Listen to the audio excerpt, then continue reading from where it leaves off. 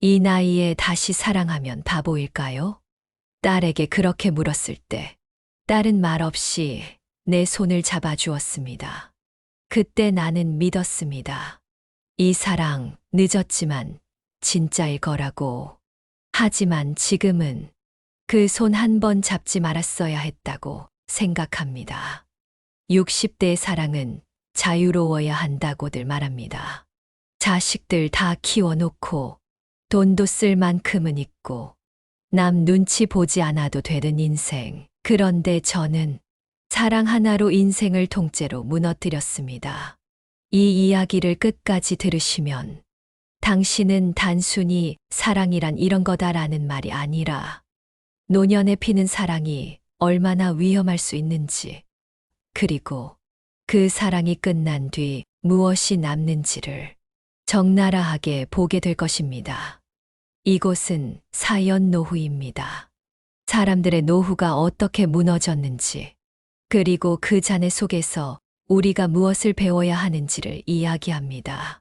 구독과 좋아요 부탁드리며 지금부터 시작하겠습니다. 63세. 그 나이에 나는 다시 설렜고, 다시 누군가의 눈빛에 마음이 흔들렸습니다. 그리고 그 사랑이 내 인생에 찾아온 가장 값비싼 감정이었다는 걸 나는 아주 늦게 알았습니다. 그 사람을 처음 만난 건 노인복지관의 사진 교실이었습니다. 나는 오래전부터 사진을 취미로 삼아오던 사람이었고, 그는 처음 카메라를 손에 쥔 초보였죠. 어디서든 조심스럽고 말도 천천히 하는 사람이었어요. 우리는 함께 사진을 찍기 위해 근처 재래시장에도 나갔고, 그는 처음 보는 생선 가게 앞에서 렌즈를 들고 한참을 망설였습니다. 사진을 찍는 게 아니라 찍히는 것을 두려워하는 사람 같았습니다. 그런 그의 모습에 저는 오히려 마음이 끌렸습니다. 그 사람은 늘 조심스러웠지만 그 조심스러움이 저를 따뜻하게 감싸주는 느낌이었습니다. 혹시 이거 자동 모드로 찍으면 안 되나요? 처음 말을 건 것도 그였고, 내가 그에게 다가간 것도 그 순간이었습니다. 우리는 빠르게 가까워졌습니다. 사진을 찍고 점심을 먹고 근처 공원에서 나란히 앉아 노을을 보았습니다. 처음엔 친구 같았고, 그 다음엔 익숙함이 생겼고, 어느 날 그 사람은 내 손을 조심스레 잡았습니다. 이 나이에 설레는 기분 참 귀한 거죠. 그의 말에 나는 웃었고, 그 웃음 속에선 한 번도 느껴본 적 없는 따뜻함이 있었습니다. 사랑이란 건 다시 시작될 수 없는 줄 알았습니다. 배우자를 먼저 떠나보내고 자식들 뒷바라지하며 살아온 나에게 그 사람은 오래 잊고 살았던 나 자신을 다시 꺼내준 존재였어요. 그래서 망설이지 않았습니다. 같이 살아보는 건 어때요? 그가 그렇게 말했을 때 나는 흔쾌히 고개를 끄덕였습니다. 서류 몇 장, 도장 몇 번. 그렇게 우리는 법적 부부가 되었습니다. 내 나이 63세 봄이었습니다. 처음엔 좋았습니다. 혼자 차려 먹던 밥상에 둘이 앉아 웃으며 국을 나누고, 혼자 켜두던 TV를 함께 보며 이야기 나누고, 이게 바로 노후의 행복이구나. 그런 생각도 했습니다. 그런데 이상했습니다. 살림은 전부 제가 했습니다. 식사 준비, 청소, 빨래. 그는 처음엔 어색해서 그런 줄 알았는데 그게 일상이 되어버렸습니다. 당신이 하던 방식이 익숙해서 그래. 그 말 한마디로 매번 넘어갔습니다. 돈 이야기는 더 조심스러웠습니다. 처음엔 제 돈으로 장을 받고 그가 돈을 꺼낸 적은 거의 없었습니다. 제가 뭐라 하지 않으니 그는 더 이상 꺼내지도 않았죠. 그러던 어느 날 그가 말했습니다. 나 노후 준비 제대로 못했어. 퇴직금도 일찍 써버려서. 그냥 말하지만 당신이 든든해서 얼마나 다행인지 몰라. 그때는 그 말이 고맙게 들렸습니다. 누군가가 내 존재를 믿고 의지한다는 감정에 가슴이 뭉클했거든요. 하지만 지금 생각하면 그건 위로가 아니라 경고였던 겁니다. 그 순간부터 우리 사이의 중심은 사랑이 아니라 의존으로 바뀌고 있었던 것이죠. 우리 차를 하나 살까? 그가 그렇게 말했을 때 나는 잠깐 멈칫했습니다. 우리 나이에 무슨 차가 필요할까 싶었죠. 복지관은 걸어 다닐만 했고 병원도 버스로 충분했으니까요. 중고차로 알아봤는데 괜찮은 게 있어. 그는 이미 시세도 알아봤고 견적도 내놓았습니다. 그가 말한 건 분명 우리였지만 계산서에는 제 이름만 올라 있었습니다. 나는 말없이 고개를 끄덕였습니다. 거절하는 게 이상할까봐, 혹시 서운해할까봐 무의식적으로 괜찮다는 표정을 지었습니다. 그 일이 있고 나서부터 그는 자주 필요한 것들을 말하기 시작했습니다. 안마의자, 건강식품, 텔레비전, 모두 그의 필요였고 지불은 제 몫이었습니다. 어느 날엔 아직 멀쩡히 작동하는 냉장고를 두고 새로 나온 모델이 전기세도 덜 나온다며 바꾸자는 말을 꺼냈습니다. 저는 조용히 넘겼지만 속으로는 질문이 하나 생겼습니다. 이 사람이 원하는 건 함께 사는 것이 아니라 편하게 사는 것이 아닐까. 그보다 더 마음이 무너졌던 건 딸아이의 표정이었습니다. 오랜만에 집에 온 딸이 조심스럽게 말했죠. 엄마 그 사람이랑 통장 같이 써? 나는 단호하게 아니라고 말했습니다. 하지만 딸은 믿지 않는 눈치였습니다. 아니시라면 다행이고요. 혹시 몰라서요. 그 사람 전에 좀 그랬던 적이 있다고 누가 그러던데. 그날 밤 나는 딸의 그 말보다 내가 대답하지 못한 내 자신이 더 슬펐습니다. 정말 괜찮은 걸까? 나는 지금 무엇을 지키고 있는 걸까? 저는 그 사람의 전화기를 본 적이 없습니다. 비밀번호도 물은 적이 없고 의심을 표현한 적도 없습니다. 그저 믿었습니다. 그렇게 해야 관계가 편안해질 것이라 생각했기 때문입니다. 하지만 어느 날 그 사람이 욕실에 들어간 사이 휴대폰 화면에 문자가 하나 뜨는 것을 보았습니다. 저장되지 않은 번호였고 문장도 단순했습니다. 다 받았으면 연락 줘요. 저는 그 문장의 의미를 모른 척했습니다. 그저 심장이 조용히 내려앉는 느낌만 기억합니다. 그가 나오기 전까지 저는 텔레비전을 보며 아무 일 없다는 듯 웃었습니다. 그날 이후 저는 스스로를 이상하게 설득하기 시작했습니다. 지금까지의 따뜻했던 기억들을 끌어모으며 불편한 기분을 덮으려 애썼습니다. 사랑이란 원래 이런 것일지도 모른다는 생각도 들었습니다. 좋은 시절을 지키기 위해 조금쯤은 외면해야 하는 불편함들. 하지만 제 마음 한편은 이미 알고 있었습니다. 그 사람은 제가 주는 것엔 익숙하지만 되돌려주는 법은 모른다는 것을요. 며칠 후 그는 조심스럽게 말을 꺼냈습니다. 퇴직연금을 받아야 하는데 절차가 복잡하고 세금이 많이 빠진다고 말했습니다. 그 말의 의도가 무엇인지 저는 너무도 분명하게 알 수 있었습니다. 저는 침묵했습니다. 침묵은 때때로 아니오보다 더 단단한 방어가 됩니다. 그리고 그 침묵 속에서 우리는 점점 서로의 내면을 피하기 시작했습니다. 사랑이라는 단어는 점점 사라지고 각자의 편애를 지키는 사이가 되어가고 있었습니다. 변화는 천천히 오지 않았습니다. 어느 날 갑자기 확실하게 찾아왔습니다. 정확히 말하면 통장에 찍힌 낯선 출금 기록 하나였습니다. 공동명의로 묶어둔 생활비 계좌였습니다. 원래는 식비와 공과금 정도만 사용하는 계좌였는데 어느 날 확인해 보니 세 자리 수의 금액이 빠져 있었습니다. 처음엔 제가 착각한 줄 알았습니다. 기억이 틀렸거나 자동이체였을 수도 있겠다 싶었습니다. 하지만 내역을 눌러 확인해 본 순간 그 모든 의심이 확신으로 바뀌었습니다. 상호명은 제게 익숙하지 않은 곳이었고 단순한 물품 구매나 생활비가 아닌 지출이 분명했습니다. 몇 차례 더 확인한 결과 비슷한 출금이 그 이전에도 반복되어 있었습니다. 그는 아무 말도 하지 않았습니다. 저는 그날 밤 아무 말 없이 식사를 준비했습니다. 그는 아무렇지 않은 얼굴로 밥을 먹었고 그날의 대화는 맛있다는 말 한마디뿐이었습니다. 그 침묵이, 그의 태연함이 제 마음을 더 깊이 찔렀습니다. 그 순간 저는 깨달았습니다. 이 사람은 나와 사랑을 나누는 것이 아니라 내 삶에 얹혀 있는 사람이라는 사실을.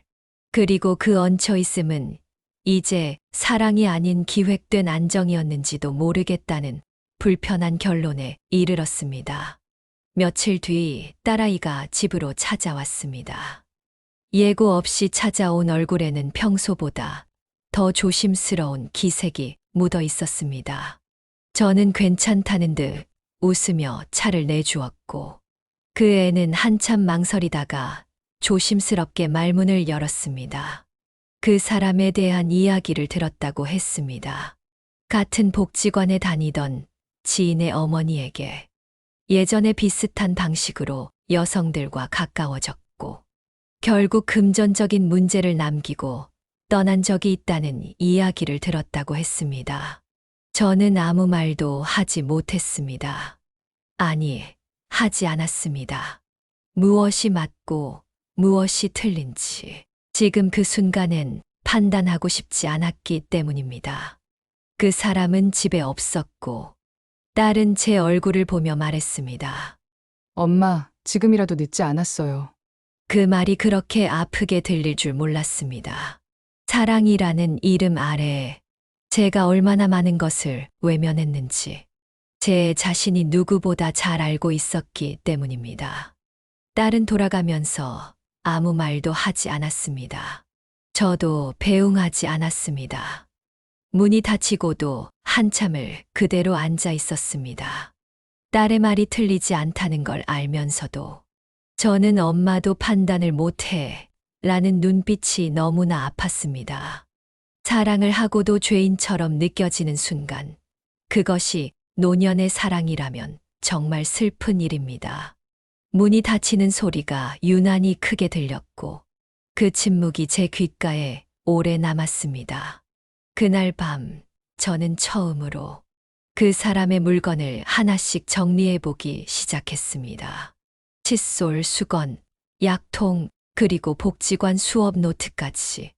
이 사람의 삶이 내 삶 안에 너무도 깊이 들어와 있다는 걸 그제야 새삼스럽게 실감했습니다. 그리고 제 삶에서 그를 꺼내는 일이 단지 물건을 비우는 것보다 훨씬 어려운 일이라는 것도요. 그날 밤 저는 거실 불을 켜지 않았습니다. 조용히 앉아 창밖을 바라보며 이 관계의 시작과 지금의 끝을 천천히 떠올렸습니다. 처음 손을 맞잡던 날, 작은 식탁을 함께 차리던 날, 공원 벤치에서 말없이 노을을 보던 날, 그 모든 순간이 지금 이 침묵 속에서 너무도 멀게 느껴졌습니다. 사랑이라고 믿었습니다. 늦은 나이에 찾아온 기적 같은 인연이라고 생각했습니다.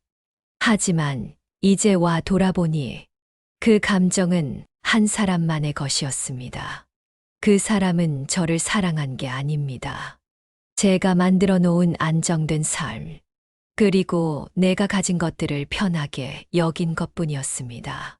그가 저를 위해 희생한 것은 아무것도 없었습니다. 함께 하려는 노력도 이해하려는 마음도 없었습니다.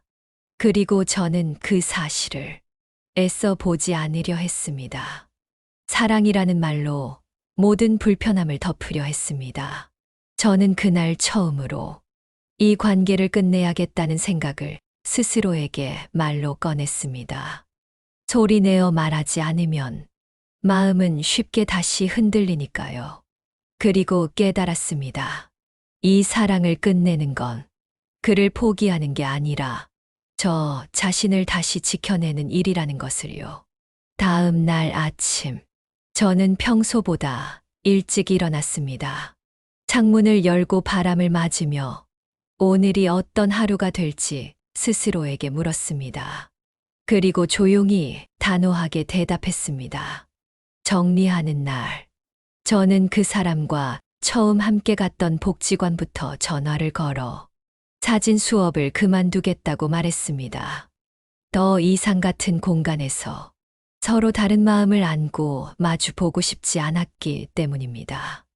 그 사람은 오전에 집을 나섰습니다. 어디에 간다는 말도 없이. 그리고 저는 그 사이 제가 사둔 물건들과 그가 놓고 간 흔적들을 천천히 정리하기 시작했습니다. 생활비 통장도 분리했습니다. 은행에 전화를 걸어 명의를 정리하고 자동이체를 해지했습니다. 그 과정이 낯설거나 두렵지 않았습니다. 오히려 내가 내 삶을 다시 붙잡고 있다는 실감이 들었습니다. 사랑이라는 이름으로 시작된 일이 이토록 많은 것들을 잃게 만들 줄은 몰랐습니다. 하지만 저는 알고 있었습니다. 지금 이 선택을 하지 않으면 앞으로 더 많은 것을 잃게 된다는 것을요. 저는 이 사람을 미워하지 않기로 했습니다. 그는 단지 자신이 필요한 것을 내게서 찾았을 뿐입니다. 그리고 저는 그에게 그걸 허락해 준 사람이었습니다.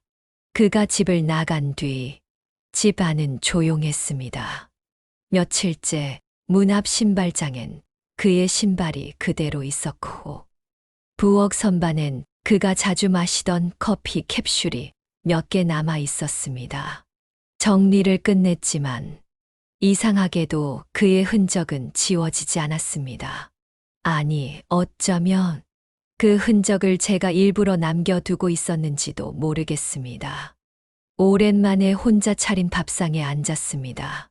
밥을 뜨고 국을 떠도 말을 걸 상대가 없으니 모든 동작이 더디고 무겁게 느껴졌습니다. 식탁 너머 의자 하나가 자꾸 눈에 밟혔습니다. 저는 그 자리를 피하듯 옆자리에 앉았고 라디오에서 흐르는 클래식 음악이 괜히 울컥하게 만들었습니다.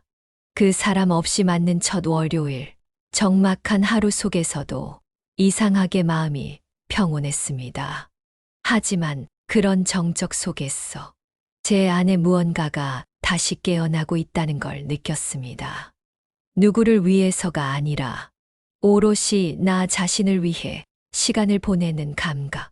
그게 얼마나 오랜만인지 문득 서글퍼졌습니다. 복지관에도 다시 가지 않았습니다. 사진기도 서랍 속에 넣어두었습니다.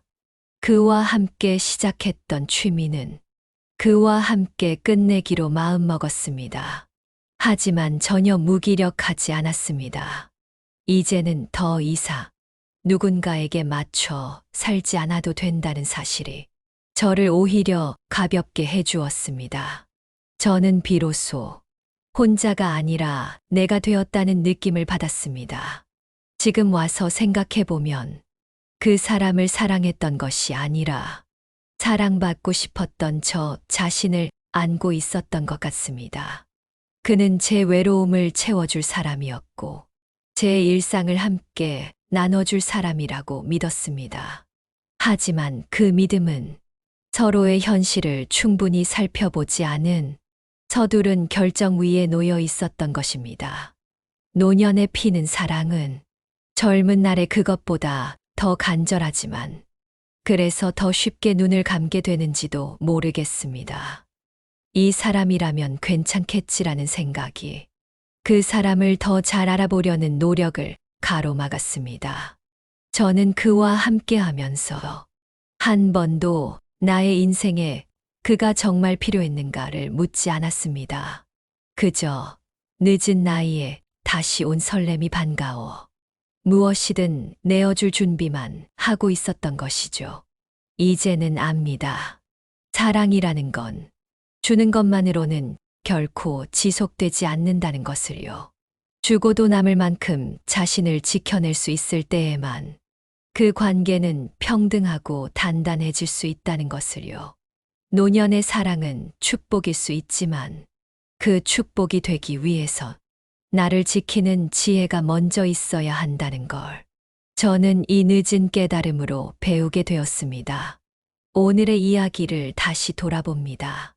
63세, 늦게 시작한 사랑. 그 사랑은 저에게 설렘도 줬고 따뜻한 시간도 안겨주었습니다. 하지만 결국 제 삶을 무너뜨릴 뻔했던 위험한 선택이기도 했습니다. 사랑이 잘못된 건 아니었습니다. 다만 제 삶을 먼저 지키지 않고 시작한 사랑이 문제였습니다. 저는 누군가를 믿고 기대기 전에 먼저 제 삶을 돌보고 지켜야 했습니다. 혹시 지금 누군가와 새로운 관계를 맺고 계신가요? 혹은 외로움에 흔들리는 중이신가요? 그렇다면 이 말을 꼭 전하고 싶습니다.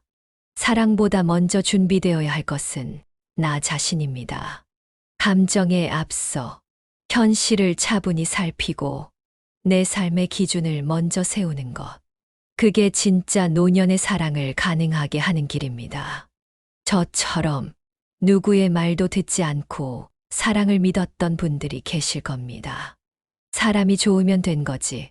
뭐 하고 시작했던 관계들. 하지만 좋은 사람도, 좋은 시절도 준비 없는 노후 앞에서는 너무 쉽게 무너집니다. 저는 뒤늦게 배웠습니다. 사랑은 설렘으로 시작하지만 결국 현실 위에 놓일 수 있어야 진짜라는 것을요. 지금은 괜찮다고 생각하실 수 있습니다. 하지만 미래는 늘 생각보다 빨리 닥쳐옵니다. 그때 후회하지 않으시길 바랍니다. 오늘의 이야기가 마음에 남으셨다면 구독과 좋아요, 알림 설정까지 부탁드립니다. 이 한 편의 사연이 누군가의 노후를 지키는 계기가 될 수 있도록 사연 노후는 끝까지 함께 하겠습니다. 당신의 노후가 무너지지 않도록 그 조용한 이야기를 저희가 먼저 들려드리겠습니다. 감사합니다.